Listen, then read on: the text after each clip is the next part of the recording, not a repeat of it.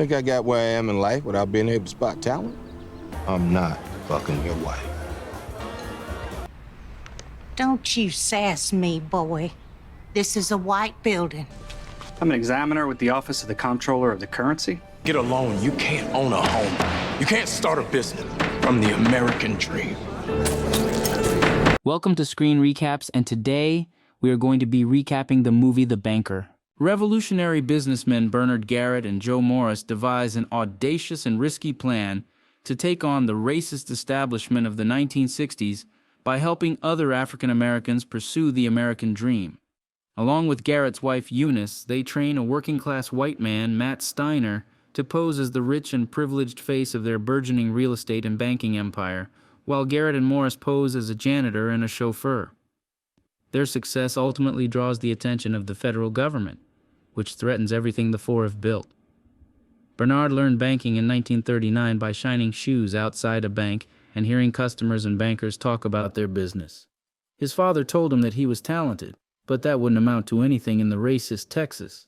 Bernard goes to L.A. in 1954. He is married and has a son. He wants to use his savings from a company he ran in Texas to start a real estate business in L.A. Bernard finds a gated society in a white neighborhood, which is 2 blocks away from a colored society, and knows that there will be plenty of demand for houses to rent. However, the asking price is high, and he won't have anything left over to renovate. Eunice takes him to Joe to be his co-investor. Joe is a casual man who starts drinking early, and Bernard is the serious type. Bernard doesn't like Joe. Patrick Barker, the man selling the society, is asking $40K. Bernard explains that he will pay $30K, then renovate the building to rent it to colored doctors and lawyers who are well paid but are forced to live in slums as there are no other options. This would improve building occupancy from current 50% to 100%. Bernard will pay Patrick the other $10K in 9 months' time.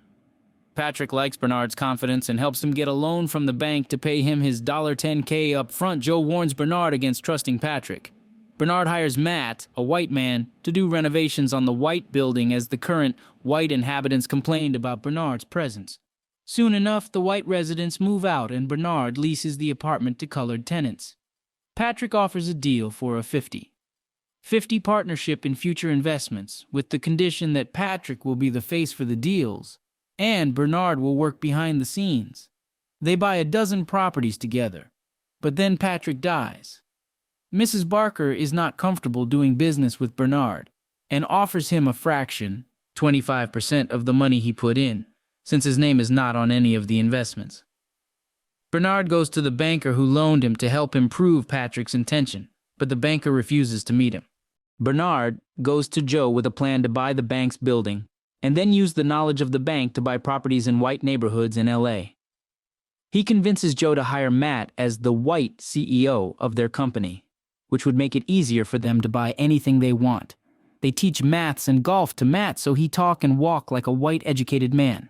Donald Silverthorne is a banker from SFO who finances Joe and Bernard. Matt acts very smart, memorizes all the numbers, and buys a $2 property for $1, 56 MNM. Bernard goes on a property buying spree. Matt marries Susie, a girl he had met at the local diner. Soon the company owns 200 buildings. Soon, Bernard comes with a plan to buy a bank in his hometown in Texas, which is still racially very segregated. Joe warns him against this, but Bernard is adamant that he can help more white folks with this. Bernard and Joe again use Matt as front to buy the mainland bank. This time, the owner of the bank secures a job for his son, Robert Florence, Jr., as a loan officer, along with a 20% stake, as part of the deal. Robert quickly figures out that after acquiring Matt, is approving loans to colored homes and businesses. Meanwhile, Susie is pushing Matt that he should not allow colored people to treat his like an employee. Florence reports the bank's activities, and the bank is to be audited by the U.S. Treasury in a month. Matt proposes that the trio buy another bank, the Marlin Bank, and move the colored loans to Marlin till Mainland is audited. To circumvent the ownership problem, he proposes that Joe and Bernard let Matt run Marlin on his own. Bernard is against this, but Matt threatens to resign if they don't agree. Joe convinces Bernard. Matt takes charge of Marlin and soon shifts the loans onto the Marlin's books. Within a week, the U.S. Treasury official comes to Matt to audit Marlin's books. The official finds several loans in the books that are not according to the Banking Act.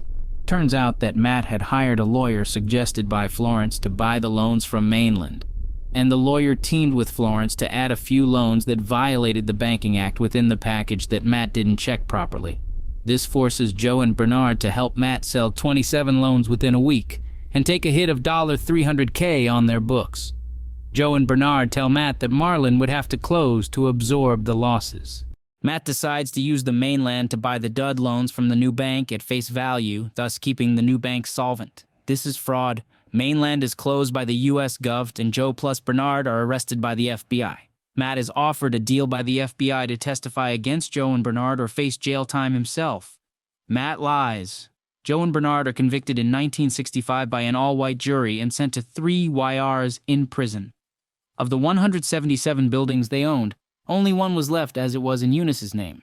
Robert Florence bought the mainland bank back from the Gov at a fraction of the cost Bernard and Joe paid for it to his father.